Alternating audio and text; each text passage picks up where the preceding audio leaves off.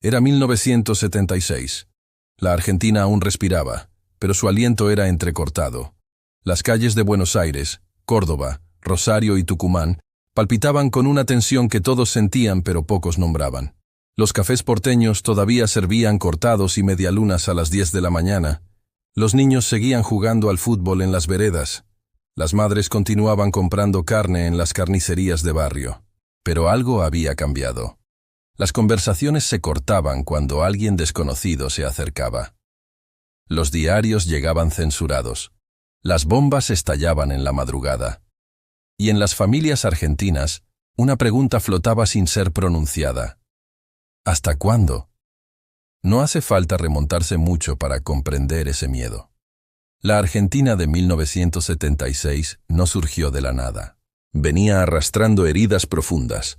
El regreso de Perón en 1973, su muerte al año siguiente, el gobierno inestable y violento de Isabel Perón, con grupos paramilitares como la AAA, una organización parapolicial financiada por sectores del propio Estado, que ejecutaba sindicalistas, intelectuales y artistas, y al mismo tiempo, las guerrillas de izquierda, montoneros, peronistas revolucionarios y el ERP, marxista-guevarista, llevando a cabo secuestros, asesinatos y asaltos a cuarteles militares. La economía colapsaba. La inflación devoraba los salarios. Las huelgas paralizaban las fábricas. Y en medio de ese caos, los militares observaban, esperaban y planificaban. El 24 de marzo de 1976, la madrugada llegó fría y oscura. No hubo avisos, ni resistencia significativa. Simplemente, los tanques salieron de los cuarteles. Las radios fueron tomadas, los aeropuertos cerrados. Y cuando los argentinos despertaron, Isabel Perón ya no era presidenta. En su lugar, una junta militar compuesta por el general Jorge Rafael Videla, el almirante Emilio Eduardo Masera y el brigadier Orlando Ramón Agosti, anunciaba que había llegado para restablecer el orden y salvar a la nación. Le llamaron Proceso de Reorganización Nacional, pero no fue un proceso. Fue una masacre sistemática, silenciosa, planificada. Los primeros días después del golpe transcurrieron en una calma artificial.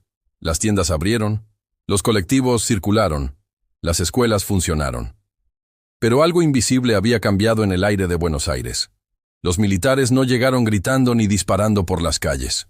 Llegaron con uniformes planchados, con decretos leídos en tono neutro, con palabras como seguridad, orden y patria. Y los argentinos, cansados de la violencia de los años anteriores, algunos con alivio, otros con resignación, la mayoría con silencio, aceptaron la nueva realidad. En las casas, las familias comenzaron a recibir las primeras señales. Los noticieros de televisión cambiaron su tono. Ya no había debates políticos ni entrevistas críticas. Solo comunicados oficiales, imágenes de desfiles militares, música marcial. Las radios dejaron de transmitir rock nacional. Algunos cantantes desaparecieron de la programación sin explicación. Las tapas de los diarios mostraban a Videla con expresión serena, casi paternal, prometiendo paz y trabajo. Pero en las páginas interiores, cada vez más pequeñas, comenzaban a aparecer noticias de enfrentamientos, donde siempre morían subversivos y nunca había testigos. El vocabulario cambió. Ya no se hablaba de ciudadanos, sino de argentinos de bien y elementos subversivos. La palabra desaparecido aún no se usaba. Se decía que fulano se fue, que mengano está escondido, que tal familia se mudó sin avisar. Nadie preguntaba dónde.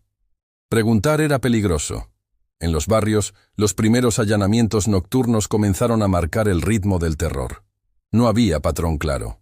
Podía ser una casa en Villa Crespo, un departamento en Flores, una quinta en el Gran Buenos Aires. Llegaban entre las 2 y las 5 de la madrugada. Coches sin patente, hombres armados con ropa civil, a veces con uniformes sin insignias. Golpeaban la puerta, a veces la derribaban. Entraban gritando, rompiendo, buscando. Se llevaban a alguien, un hijo, un padre, una hermana. Los vecinos escuchaban desde sus camas, con el corazón acelerado, rezando para que no tocaran su puerta. Al día siguiente, nadie comentaba nada. Las persianas permanecían bajas. El silencio se volvió un instinto de supervivencia. Las universidades fueron uno de los primeros blancos. Los militares sabían que ahí estaba el corazón del pensamiento crítico. Intervinieron facultades, designaron rectores militares, prohibieron libros, despidieron profesores. En la Universidad de Buenos Aires, en La Plata, en Córdoba, en Tucumán, las aulas se vaciaron. Algunos estudiantes huyeron al exilio, otros fueron secuestrados en plena clase, muchos simplemente dejaron de asistir. Las carreras de sociología, psicología, filosofía, fueron consideradas nidos de subversión. Los bibliotecarios recibieron listas de autores prohibidos: Marx, Freud, García Márquez, Cortázar, Galeano. Hasta libros infantiles fueron censurados si hablaban de igualdad o justicia social. En las fábricas, los delegados sindicales desaparecieron. Literalmente, un día estaban negociando mejoras salariales. Al siguiente ya no llegaban al trabajo. Sus compañeros no preguntaban. Los patrones, algunos cómplices, otros aterrorizados, contrataban nuevos empleados y seguían produciendo. Las huelgas se volvieron imposibles. El derecho a reunión, anulado. El derecho a protestar, un crimen. El trabajador argentino, que había construido un movimiento obrero poderoso, quedó mudo, atomizado, aterrorizado. En las escuelas primarias y secundarias se implementó un control ideológico sutil pero constante. Los maestros recibían directivas: no hablar de política, no cuestionar la autoridad, denunciar actitudes extrañas en los alumnos. Algunos docentes, convencidos del discurso oficial, vigilaban con celo. Otros, asustados, simplemente enseñaban matemáticas y se callaban. Los chicos aprendieron a no repetir en la escuela lo que se hablaba en casa. Las familias desarrollaron códigos, palabras que no se decían frente a los niños, temas que solo se discutían con la radio encendida para que no se escuchara desde afuera. La vida social comenzó a congelarse. Los encuentros en cafés se volvieron tensos. ¿Quién escuchaba? ¿Quién informaba? La paranoia no era irracional, era adaptativa. Cualquiera podía ser un informante: el vecino, el compañero de trabajo, hasta el familiar resentido. Las denuncias anónimas se multiplicaron. Algunos lo hacían por convicción, creyendo que combatían el comunismo, otros por venganza personal, por envidia, por quedarse con un puesto de trabajo o un departamento. El sistema no preguntaba, actuaba. Los medios de comunicación se sometieron o desaparecieron. El diario La Opinión fue intervenido. La revista Crisis cerrada. Periodistas como Rodolfo Walsh fueron asesinados. Las redacciones aprendieron a autocensurarse. No hacía falta que llegara un militar a amenazar. Las líneas editoriales se alinearon solas. Los argentinos leían noticias de fútbol, de farándula, de logros económicos. Pero de las desapariciones, nada. De las torturas, silencio. De los campos clandestinos que ya funcionaban en ESMA, Olimpo, Club Atlético, Automotores Orletti, ninguna palabra. En el Teatro Colón seguían dándose óperas. En las confiterías seguían vendiéndose facturas. En los estadios seguía jugándose fútbol. La vida continuaba, pero era una vida amputada, vigilada, aterrorizada. Los argentinos aprendieron a vivir con miedo como se vive con una enfermedad crónica, ajustando cada gesto, cada palabra, cada paso. A mediados de 1977, la dictadura ya no necesitaba justificarse. El terror se había convertido en rutina. Los secuestros nocturnos continuaban, pero ya no generaban conmoción. Las familias que denunciaban desapariciones en comisarías eran rechazadas. «Su hijo debe estar en algún lado», les decían. «Seguro se fue con la novia. Tal vez está escondido porque algo habrá hecho». La culpa se invertía. El desaparecido era sospechoso por haber desaparecido. Las madres comenzaron a buscar, primero solas, yendo de comisaría en comisaría, de ministerio en ministerio, de iglesia en iglesia. Las recibían con desprecio o con indiferencia. Pero algunas no se rindieron. En abril de 1977, un grupo de madres se reunió en la Plaza de Mayo. No gritaron, no llevaban pancartas. Solo caminaban en círculo alrededor de la pirámide de Mayo, con pañuelos blancos en la cabeza, llevando fotos de sus hijos. Las fuerzas de seguridad las dispersaban, las insultaban, pero volvían. Cada jueves. Y así nacieron las Madres de Plaza de Mayo, una resistencia silenciosa en medio del silencio generalizado. El Mundial de Fútbol de 1978 fue la gran operación de maquillaje del régimen. La Junta invirtió millones en estadios, en infraestructura, en propaganda.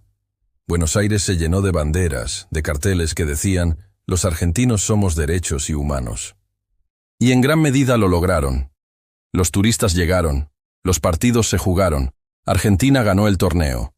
Y mientras Kempes metía goles, a pocas cuadras de los estadios, en centros clandestinos, torturaban y asesinaban. Muchos argentinos se dejaron llevar por la euforia. El fútbol siempre había sido una religión nacional, y ganar el mundial en casa era un sueño. Las calles se llenaron de festejos, se abrazaban desconocidos, se cantaba el himno. Por unas semanas, el país pareció unido. Pero esa unidad era falsa. Era la unidad del que no quiere ver, del que prefiere el gol al grito del torturado, del que elige el festejo porque el luto es intolerable. En las casas, las familias que tenían desaparecidos vivían un infierno paralelo. Mientras el país celebraba, ellos seguían buscando. Iban a hospitales, a morgues, preguntaban a militares, a curas, a cualquiera que pudiera saber algo. Algunos vendían todo para pagar abogados que no conseguían nada. Otros caían en depresiones profundas. Muchas familias se fracturaron. Había quienes culpaban al desaparecido. Por algo habrá sido. Otros se enojaban con quien seguía buscando. «Ya déjalo, nos vas a traer problemas».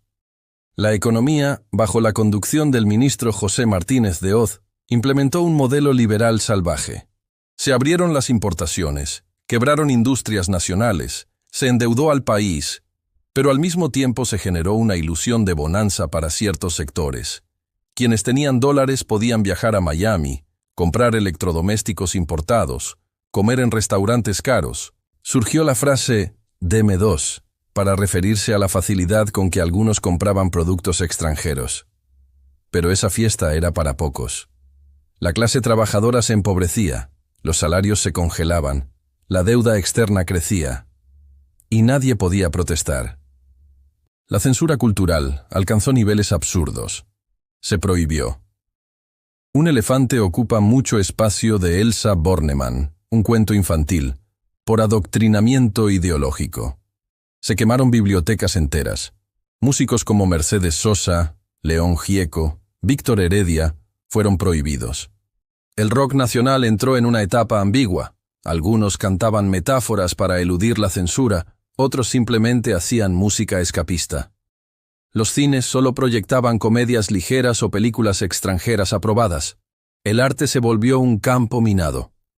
En los barrios, la vida transcurría en una esquizofrenia cotidiana. Por un lado, había que fingir normalidad.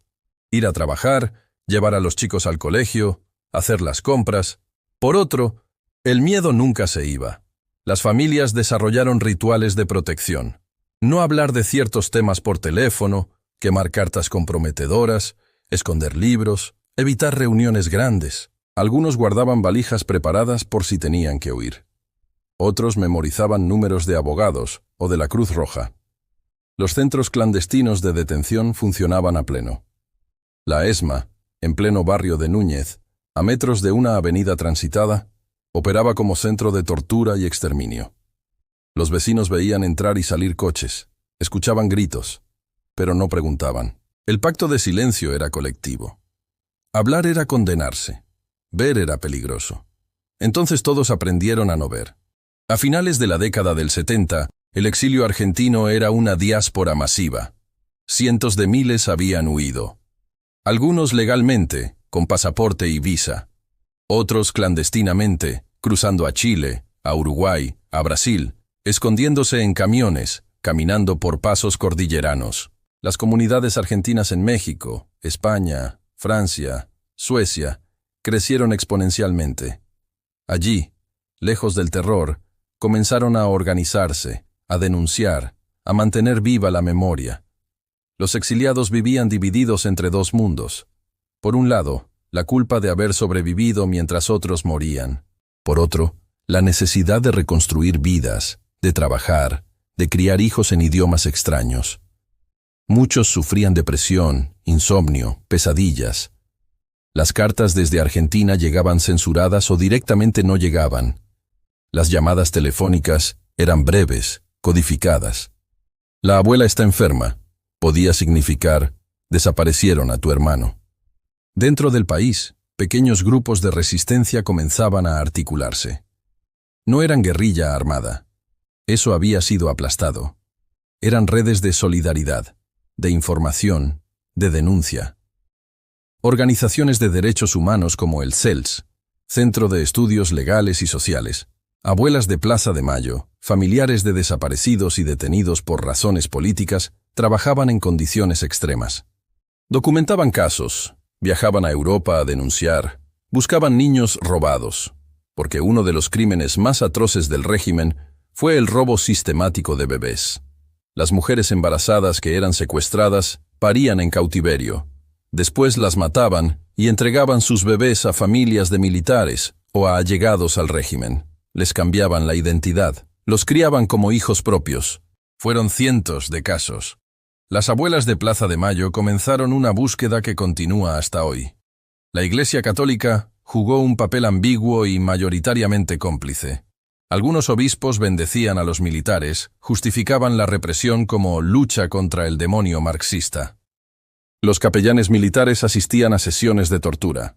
Había curas que recibían a familias desesperadas y les decían que rezaran y se resignaran. Pero también hubo excepciones.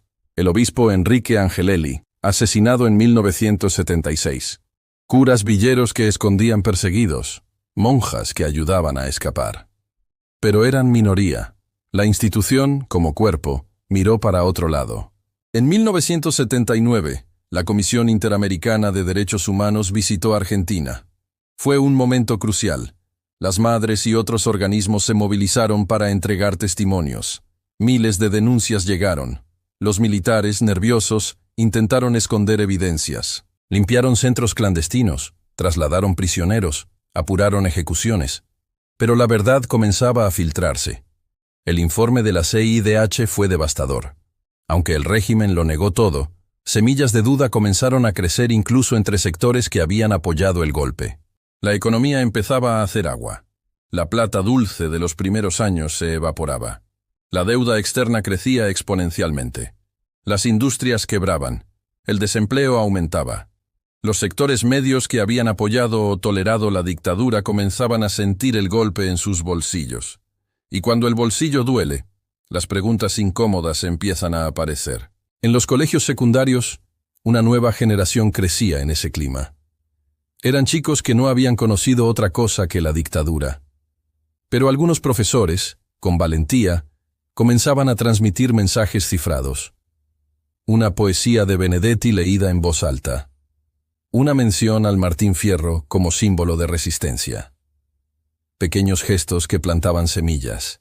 En 1981, la Junta Militar ya no era la misma. Videla había dejado el poder.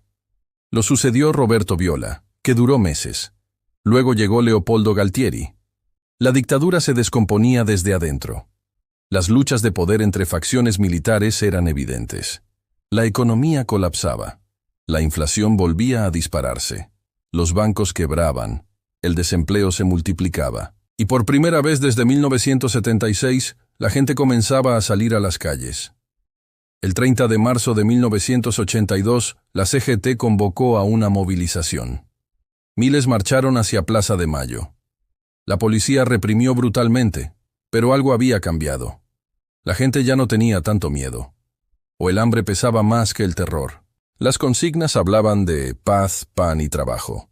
No se atacaba directamente a la dictadura, pero el mensaje era claro.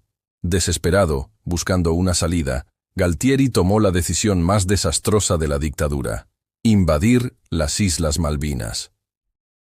El 2 de abril de 1982, tropas argentinas desembarcaron en las islas. La noticia explotó, y algo increíble sucedió. El país entero se unió en un estallido de fervor nacionalista. Las plazas se llenaron. La gente abrazaba a los militares, se cantaba el himno, las banderas cubrían balcones. Por unos días, la dictadura recuperó legitimidad. Pero era un espejismo. Gran Bretaña respondió con furia. Margaret Thatcher envió una flota de guerra. Y Argentina, con un ejército desorganizado, con soldados conscriptos mal alimentados, mal equipados, enviados a un invierno austral sin ropa adecuada, no tenía posibilidades. Los militares habían torturado ciudadanos desarmados por años, pero no estaban preparados para una guerra real. Durante esos 74 días de guerra, la censura alcanzó su punto máximo. Los medios solo transmitían victorias. «Estamos ganando», repetían. Las familias enviaban cartas, paquetes. Los chicos salían a juntar tapitas de gaseosa para los soldados. La propaganda era delirante. Pero en las islas, los soldados morían de frío, de hambre, bajo bombas británicas. El 14 de junio, Argentina se rindió. 649 soldados argentinos muertos, miles de heridos físicos y psicológicos, y una humillación nacional que terminó de hundir a la dictadura. Cuando se conoció la noticia, el país entró en shock. Las plazas que habían estado llenas de fervor quedaron vacías. Y luego, lentamente, se llenaron de nuevo. Pero esta vez con rabia. La derrota en Malvinas destruyó la última legitimidad de la dictadura. Galtieri renunció. Asumió Reinaldo Viñone con el único objetivo de organizar una salida. Pero la sociedad ya no esperaba. Las movilizaciones se multiplicaron. En diciembre de 1982, la primera marcha por la democracia reunió a decenas de miles. En abril de 1983, otra marcha más grande aún. Los organismos de derechos humanos ocupaban el centro de la escena. Las madres ya no caminaban solas. Los militares intentaron blindarse. Promulgaron leyes de autoamnistía. Quemaron archivos. Destruyeron pruebas. Algunos se exiliaron. Otros se refugiaron en cuarteles. Pero la presión era insoportable. En octubre de 1983 se realizaron elecciones. Ganó Raúl Alfonsín, de la Unión Cívica Radical, con un discurso centrado en la democracia y los derechos humanos. El 10 de diciembre de 1983 asumió la presidencia, y con él comenzó una nueva etapa. Pero el horror no desapareció de un día para otro. Las familias seguían buscando. Los desaparecidos seguían desaparecidos. Los campos clandestinos seguían ahí, ahora vacíos pero impregnados de muerte. Y la sociedad argentina debía enfrentar la pregunta más difícil. ¿Cómo se vive después del horror? ¿Cómo se reconstruye un país donde vecinos delataron vecinos, donde miles fueron cómplices, donde el silencio permitió que 30.000 personas fueran secuestradas, torturadas y asesinadas? El Nunca Más, el informe de la CONADEP que documentó las atrocidades, se publicó en 1984. Fue un bestseller doloroso. Los argentinos leían testimonios de torturas, de vuelos de la muerte, de bebés robados, y muchos decían, horrorizados, «No sabíamos», pero otros respondían, «No quisieron saber». La dictadura argentina de 1976-1983 no fue solo un golpe militar más. Fue un plan sistemático de exterminio de una generación entera de militantes, trabajadores, estudiantes, artistas, intelectuales. Fue la instalación del terror como método de gobierno. Fue la complicidad de sectores empresariales, eclesiásticos, judiciales. Fue el silencio de millones. Los juicios comenzaron. Videla, Masera y otros fueron condenados en 1985. Pero luego vinieron las leyes de impunidad, punto final y obediencia debida. Luego los indultos de Menem en los 90. La justicia fue intermitente, dolorosa, incompleta. Recién en 2003, con la anulación de esas leyes, se reabrieron los juicios. Cientos de represores fueron condenados, pero muchos murieron impunes. Y la sociedad argentina sigue dividida. Todavía hay quienes justifican la dictadura, quienes hablan de guerra sucia, quienes niegan o minimizan las desapariciones. Los espacios de memoria se multiplicaron. La ESMA fue convertida en Museo de la Memoria. Los centros clandestinos se recuperaron, se señalizaron. Cada 24 de marzo, Argentina marcha. Nunca más, gritan. 30.000 compañeros presentes, responde la multitud. Las abuelas de Plaza de Mayo encontraron, hasta hoy, a 133 nietos. Faltan cientos. Algunas abuelas murieron sin encontrarlos, pero la búsqueda continúa. Y en cada esquina de Buenos Aires, en cada ciudad argentina, hay placas, baldosas, memoriales, nombres, edades. Porque la memoria no es solo un ejercicio del pasado, es una construcción del presente. Es elegir, cada día, no olvidar. Es decir, esto pasó aquí, en nuestras calles, en nuestras casas, entre nosotros. La Argentina de 1976 era un país aterrorizado, fragmentado, culpable. La Argentina de hoy sigue siendo un país herido, pero es también un país que eligió juzgar a sus represores, recuperar su memoria, buscar a sus desaparecidos. No es poco. Es quizás lo único posible después del infierno.